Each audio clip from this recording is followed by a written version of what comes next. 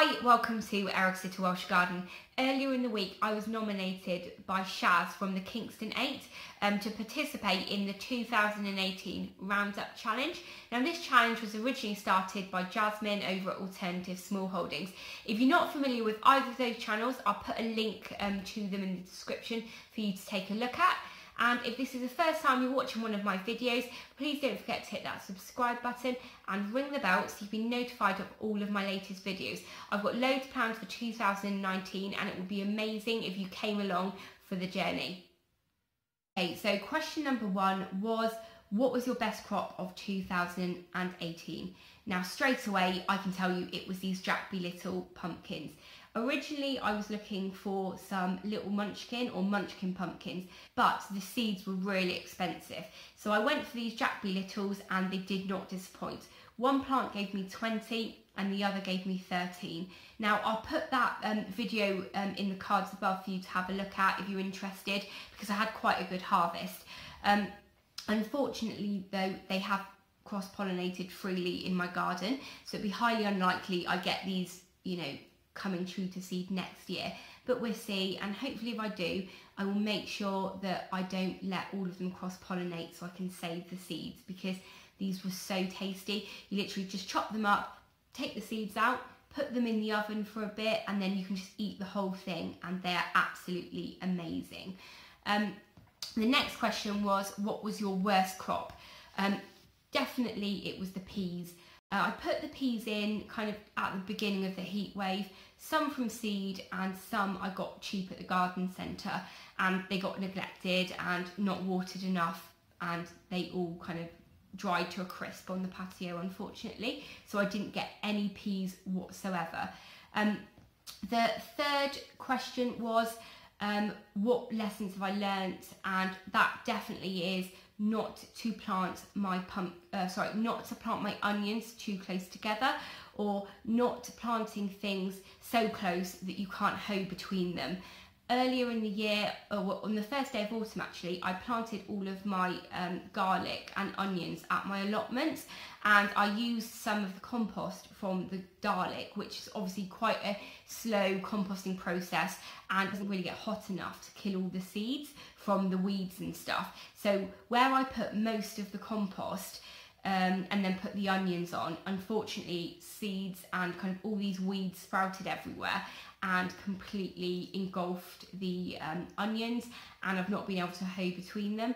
Now I know a lot of people don't hoe between onions because it's very easy to kind of damage them and stuff, but it has meant that I'm going to have to kind of pick all of them out by hand, and that's not really something that I want to be doing. So next year I definitely am going to make sure that I can hoe between all of my crops if I want to, because yeah, I do not want to be doing that again next year. Now the next question was, sorry, I've got notes down here because I couldn't remember all the questions, was what was your biggest challenge? And that probably was getting Lloyd, who's my boyfriend, to agree to me getting an allotment. If you've watched me for a long time or kind of have seen all of my garden, it is huge. I have a lot to do here, and Lloyd was quite against me getting an allotment because he felt that actually, why should I get an allotment when we've moved here to have the half an acre of woodland, big back garden and a very big front garden. But kind of in the end I did persuade him that it was a really good idea, because with the allotment it's kind of already there for me to grow stuff in, whereas here I haven't actually got dedicated spaces yet really to grow food. I grew a lot of pumpkins here this year, and that was in containers and on kind of top of the walls that I had, and we all know what happened when I put the pumpkins on the top of my wall. But yeah, in the end he did agree that I could have that. But yeah, I would probably say that was my biggest challenge this year, or possibly not having much time either to do gardening. But anyway, yeah, that was my biggest challenge really. The next question is, what are your plans for 2019? Definitely my biggest plan for 2019 is to have a freezer full of food, so that I can go into the winter without having to buy as much. It would also be to be self-sufficient in garlic, because I have about 100 garlic bulbs growing and I'm hoping they all do really well. They don't get attacked by anything and I never have to buy garlic again, because that would just be something extra that I can always grow myself, but also, you know, really reduce the food miles, because a lot of the garlic we have either comes from Spain or comes from China. So yeah, that is my plans for 2019. The next question was, who has inspired me this year? Now, I'd probably say, I know I'm really good friends with this person, so you'll probably think that's why, but Liz Zorab has really inspired me. Really, her plot at home is amazing. It's really kind of done frugally. She uses pallets and pallet collars and things to make her raised beds, and that enables her to be able to spend money on kind of, you know, good quality seeds and kind of organic compost to add to her kind of garden, really. And it's amazing because for her, kind of growing really good quality food comes first, and then kind of everything else comes after. But what's amazing about kind of going and visiting her is you always come back with, you know, something, whether it's like knowledge, or she gives me things all the time like plants and stuff. But also if you kind of go into her sheds and stuff, she's just got freezers full of food. Every time you go around there, she cooks food. It's pretty much all homegrown, and that would be amazing if kind of I could get there and do, you know, half as well as she does.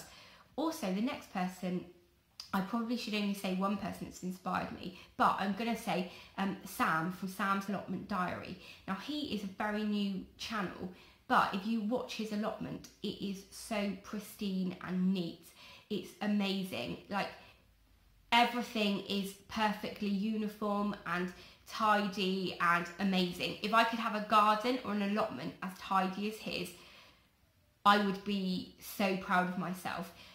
If you haven't watched any of his videos or anything, I'll put a link to his channel below, because it really is really good. Everything's just neat and tidy and got its place. You know, I'd love probably to get Sam to visit me for a week and, you know, sort my garden out, because he is amazing. So yeah, check him out if you're not already familiar with him. And yeah, I think that's pretty much it from answering all of the questions. I hope you've enjoyed listening to, you know, my answers. And now I'm going to get on to who I'm going to tag. The first person that I'm going to tag is Ross Minton. If you haven't seen, you know, his channel before, please go and check it out. The second person that I'm going to nominate is Kelly from Kelly's Sunny Somerset Allotment Garden. She's a fairly new channel as well, so it'd be really interesting to see what her answers are. And the third person that I'm going to nominate is Jane Kelly from Jane's Allotments. But yeah, I'll put a link to everyone's channels below in the description, and I hope you've enjoyed watching, and thanks very much. Take care.